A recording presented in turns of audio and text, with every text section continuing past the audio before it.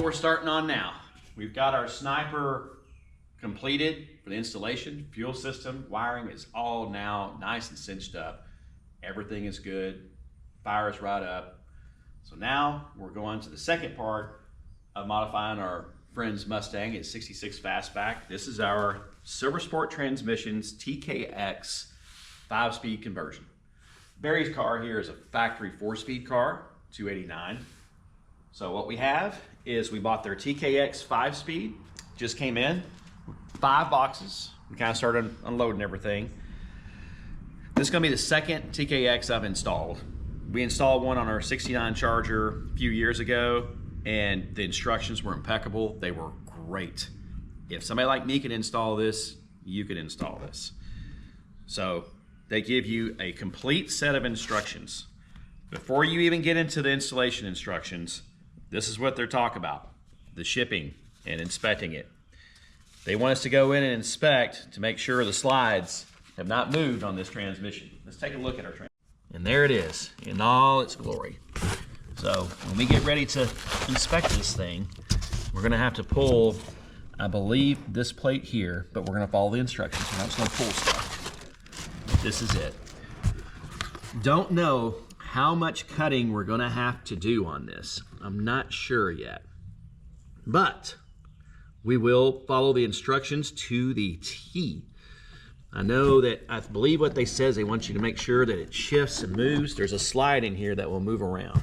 We're gonna check for that here in a moment. Looks like we've got options, I believe. Don't know if this is for reverse. It may be for reverse lights, I'm not sure. This one, I believe, is an optional electronic speedometer, but it also has a manual speedometer location as well. It came with a speedometer. So we ordered it with what we checked on the gears before we got it. We have 355 gears in the rear of Barry's Mustang.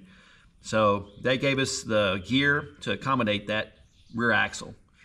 So let's get into this thing, and before we get into even thinking about installing anything, let's start going over the instructions of what they want you to inspect before you. Okay, we just got this plug out of here.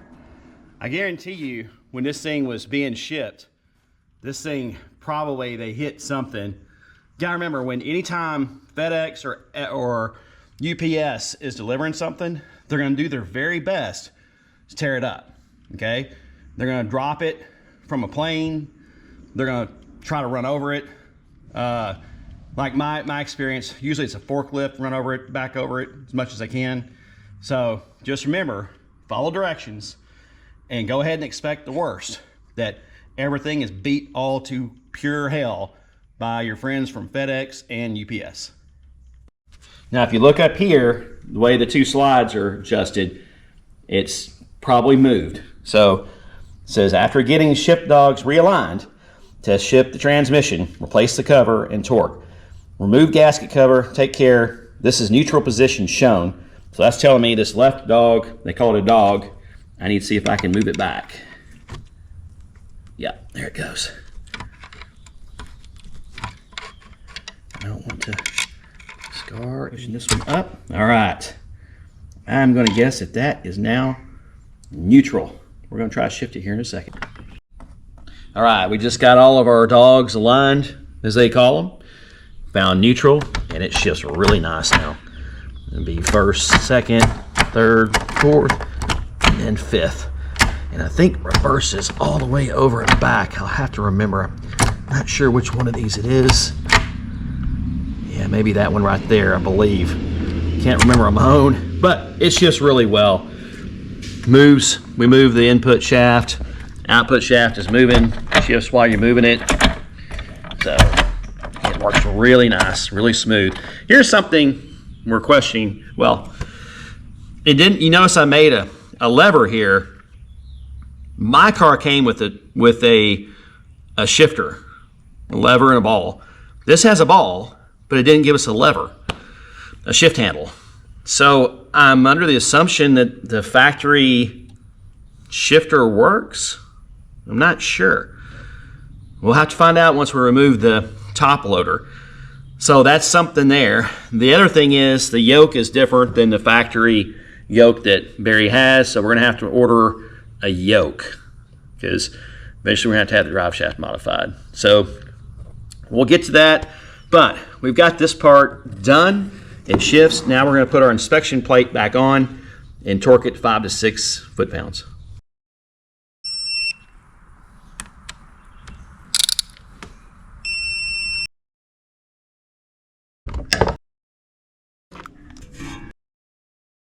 Okay, now with typoid.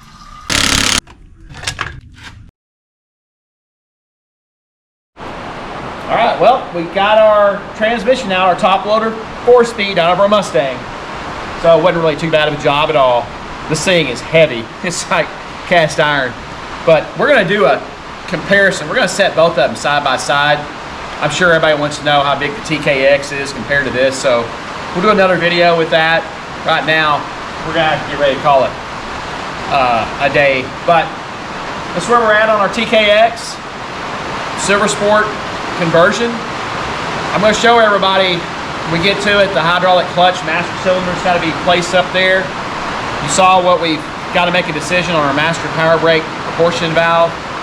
You're going to have to remove the master cylinder on this thing pretty much, unless you just I guess go without the hydraulic clutch option and your brakes don't need any attention or anything. You're probably okay. But Barry wanted the whole kit and caboodle with the hydraulic clutch, and I don't blame him. It really cleans everything up. We won't have any more of the rods anymore, or the clutch fork, or any of that business. You saw what we did on the transmission. I'm telling you, make sure you follow directions. And if you get stopped and you have a question, call SilverSport, excuse me. Chris Ditzmore and the other guys there, great help. They'll take your call and they'll walk you through this. There's a lot of measurements we're gonna have to take on the front of the TKX, not this one, but with our setting up our hydraulic slave cylinder. Bell housing runouts are coming up. We gotta remove our bell housing, get our new clutch, our new flywheel, everything installed, but that'll be in the next installment. So, y'all guys, please like, share, and subscribe. Follow along. I think you'll get something out of this if you're wanting to do a SilverSport TKX conversion. So have a good day, everybody. Thanks. Just let everybody know, this is just how I did it. I gotta get this starter removed. So I had to obviously break it loose. I broke it loose from the, what do you call it? The, center link. So Ford calls it something, Chevy calls it something. Anyway, the linkage between the tie rod ends, and then had to remove the idler arm here because with these headers, I've got to be able to get access to that top bolt. You Ford guys know it's right back here. That's the biggest pain on the Fords. If you got headers, getting that bolt started, it's a pain. I will say I like Ford starters the best, just my opinion out of all three. But anyway, takes a little extra work, but take the time, do it right. Don't leave the damn starter because it's bolted to the bell housing and you're not gonna be able to manhandle it with the starter on. Take your time. Just a little trick here, guys. You see the end of my extension sitting out here? I remember all the other Fords I did, I snaked it around and I think I had to remove the idler arm when they had headers, but I could put my finger back here. This has got a 1/4-inch drive adapter. I'm hoping this is gonna be strong enough, but it's a 9/16 and it's a swivel at the other end. So I was able to guide it through the header, snake it through from the front over the top of the passenger side engine mount, go through back to the starter. So now I'm about to put an extension on and get my hand ratchet on and break it loose. Let's see how this works.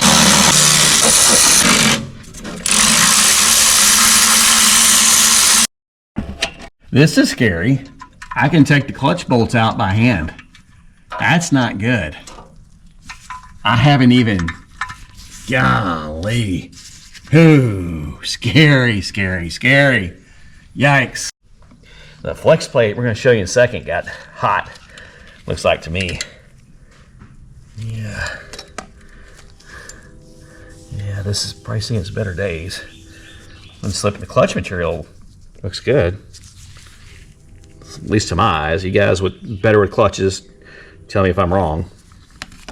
but pressure plate. Probably seen its better days, like I said, but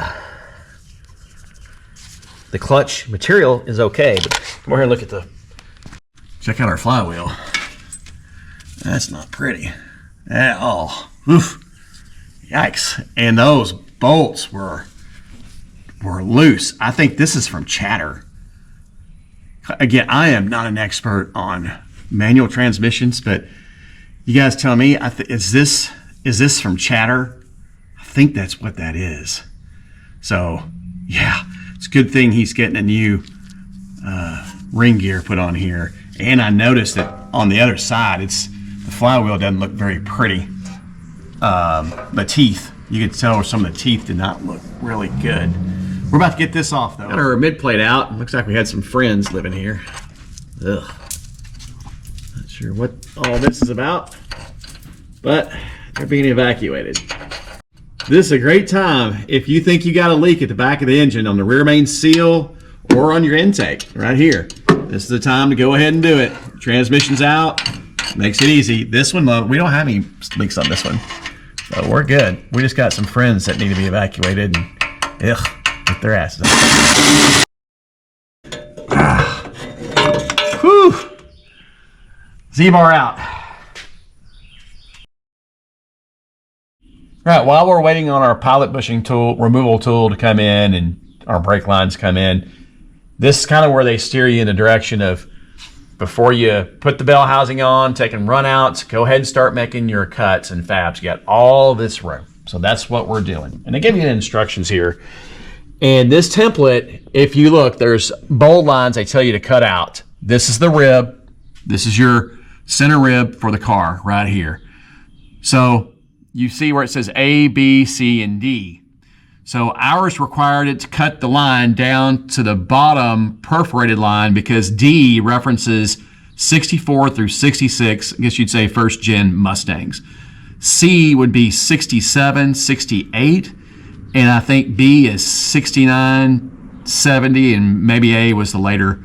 But this is where it told us to go. This is our guide. So we're gonna take a marker, we're gonna mark this section out, and we're going to cut this small portion of the rib right here to make room for our TKX.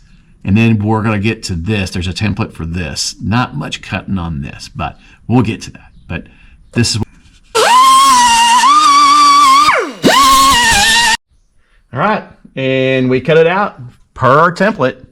It's not the most perfect cut, but it wasn't too bad for what I had. So these two pieces, I kind of got off over here, had come over a little bit more.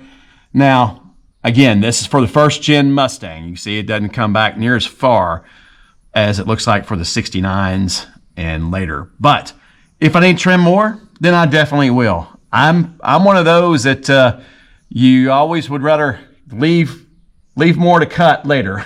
So don't go crazy. If I need to cut again, I will, but this is what I had on the template. I've cleaned it up as much as possible with my little 90 degree. Here's my old trusty Aircat with the cutting wheel. And I just bought this Milwaukee Sawzall. And you can get into short areas with this. Plus you can cut little branches with it too. It's pretty cool. Like if you got little trees to cut. But I'm really excited about this. Little handy Sawzall in here. But this is the template they want you to use for the top, for the shifter opening. This is for 64.5 to 70 Mustangs. Basically, you set this in here. This is the opening for the stock 4-speed. It's not much cutting at all. It's literally a quarter of an inch from where it was. So I even took my dial indicator and made a line that came just like they showed here. 250 thou, came up and around. We had to cut. This car is getting a console. This is a console car. Barry's he just removed the console to make it easier on us. Luckily, we didn't have to pull the carpet back. We didn't have to do any of that. We just made a little cut right here on the carpet. That'll definitely be covered. And you gotta be careful. You don't want to set the damn car on fire with the carpet. So we'd cut this. I cut it the best I could. But again, this is gonna be hidden by his console.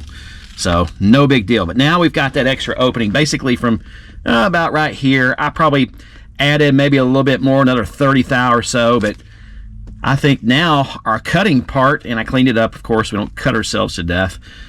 I think now most of our cutting is done. So if we need to trim more on the rib down here at the bottom or up here, we'll check once we start putting the transmission in. But I think things are going really well right now. Right now, that's where you stop before you start installing stuff. You see that our flywheel came with weights, all right? Our 289 obviously had an external weight right here. This is on the forward side between the engine and the flywheel. So McLeod, this is a McLeod flywheel. These are their instructions. So they've got weights basically for Ford, Chevrolet, and Mopar. So if I look at this, this is a 289 from what I understand, and I'm just going to guess that it's probably a 66 or 67 original engine. Now, here's where I got to stop. It says right here, install the small 28 ounce or large 50 ounce weight attached with supplied screws. Now, this says 68 through 80 302 5 liter requires the 28 ounce weight. Now, I know 302 and 289 are damn near identical except for the bore size. I believe it's the bore size that's different, but I'm not going to take any chances here. So what I'm going to do, I'm going to take off this factory weight here, or whatever. I don't think it's factory, but this engine's been balanced with this weight. So I'm going to take this off, and I'm going to take the weight that came with the McLeod flywheel, and I'm going to take it up to the house, and I'm going to put it on my bathroom scale. And if it registers, I'm going to make sure it registers. If it doesn't, I'm going to stop. I'm not going to install this unless I may install it just temporarily where if I can get access to get this off. But if I can't, then I'm not going to install it. But this has to be identical because you got to go to all this work, and this applies to automatics when you change your converter. I've seen people go get a converter for an externally balanced engine, and they had an internally balanced engine and set it all out of balance. So pay attention here. So that's what we're about. Well, as you probably know, the bathroom scale doesn't register. Y'all could at least said something instead of me walking all the way up to the house, you know? But I needed to exercise anyway. So here's what we are going to do for now. I'm going to go ahead and install this, and I'm going to clean these burrs up on the back. Look at that. It's got burrs on the back. That's got to be cleaned up. I'm going to install this, but I am going to install it knowing most likely I'll have to remove it. I just need to get measurements. I'm going to go ahead and put it on. I can take it off very easily, take the bolts back off. So I'll call SilverSport tomorrow to verify. This is going to be going into it just thinking in case we need to take it back off. So don't worry, I'm going to verify if I can use it. Okay? Now, I want to show you the differences in these two flywheels. Like I said, this thing has seen its better day. I'm pretty sure that's probably chatter. That's pretty bad. Guys, I really don't know much about manual transmissions. Just I like to drive them. Just that they're a lot of fun. I want to tell you something else. This one is much heavier than that one. This sucker here is heavy. It is heavy. But look at that. You don't think he's going to look at how he has much more surface area on this flywheel than this one. On this flywheel, look at that. Or at least it appears that way anyway. Yeah, very nice. So maybe it's the same, I don't know. I can't really tell. Seems like you got more contact area here, but wow, he's going to notice a difference. I'm sure he's going to notice a big difference from this. So just looked up the torque specs for, looks like small block Windsor, 289, 302, and 351 torque specs. This is from Summit's website. I use it a lot on all the engine builds and whatnot. And our flywheel flex plate bolts are 75 to 85, so I'm going to go with 80 foot-pounds. we just installed our new McLeod flywheel. We torqued this in a crisscross fashion after seating it at 80 foot-pounds.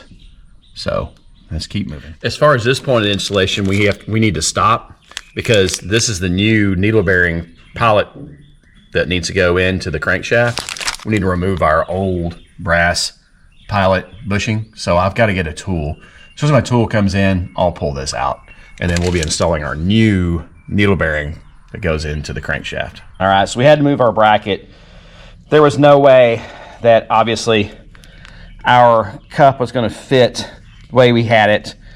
It just wasn't going to fit properly in here. So we had to move this bracket. Plus, we got to get our slave cylinder on there now. So to be able to mount this thing properly, get the slave cylinder, and I'll show you our brake line out of the way, but this is going to have to go in here about like that. So we got drill holes, had to remove that anyway. Probably going to be about like that right there. So you're going to have that, and you're going to have your slave cylinder, or the cylinder for your fluid that goes into the clutch. Your hydraulic cylinder is going to have to be somewhere over in here. So the good thing is, as Chris from SilverSport told me, there is a company called Stangaholics. Now let's back up. 64 up Mustangs with power brakes may have interference, just like we did, between the power brake booster and the clutch master cylinder, as I showed you. If you find that to be the case on your car, Stangaholics has brake boosters that will work with our hydraulic clutch system. There we go. So it looks like tomorrow I will be contacting them at this phone number here and this company. So it's going to get resolved. Now let me tell you, this is going to have to be followed up with Barry as well, our customer. It's not like, he's just saying just toss out as much money you want into it as, just start ordering parts. So I'm going to discuss with Barry first. I'll get the price and everything, but I'm sure it's probably what he's going to want to do. So I will move forward with that tomorrow. I'll probably go ahead and start mounting the cylinder. However, the slave cylinder for the hydraulic clutch. And Trisha actually was able to get in there without removing the seat. I couldn't believe it. She was able to crawl under there upside down and disconnect the clutch fork. And yeah, I'm pretty impressed. So we were moving. If anybody's interested, Ford top loader 4-speed versus TKX SilverSport 5-speed.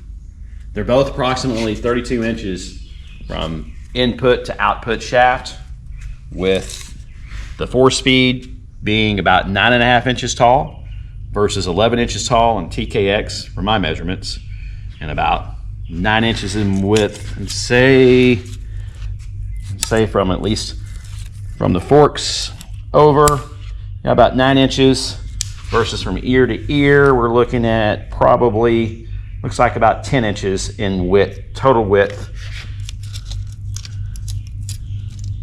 And then, of course, on the bell housing, 10 inches there. So about 10 inches versus 9. So also, this is probably cast iron. This seems to be heavier than the TKX. So if anybody want to know, that's what they look like next to each other. Well, that's going to end it for today. Got too many little variables we need to follow up on. But we did get our new clutch slave cylinder installed. So we went by the directions, and it's a really nice clean install right there where the clutch pedal's at. So we got to connect it to the pedal assembly itself, then adjust it, but that's later on down the road. Now, like I said, we've got to have our place where our cylinder goes, holds all the hydraulic fluid that goes into this. So we're going to call Stangaholics and see what options they have. They work with SilverSport on this. But we were making great progress. This was a big milestone getting that in. Trish was able to get under there without removing the seat, and it's all tidied up. So, yeah, it's a long process. I think this is part 1. We were working on it yesterday, and today I'll combine 2 days into one video for everybody. Got any questions? Put in the comments. Let me know your thoughts. If I'm doing something wrong, or if you got any questions on the install, let me know, and I'll try to answer them the best I can. So, yeah, please like, share, and subscribe. Blake's Muscle Car. And I hope everybody has a great Father's Day. Thanks, everybody.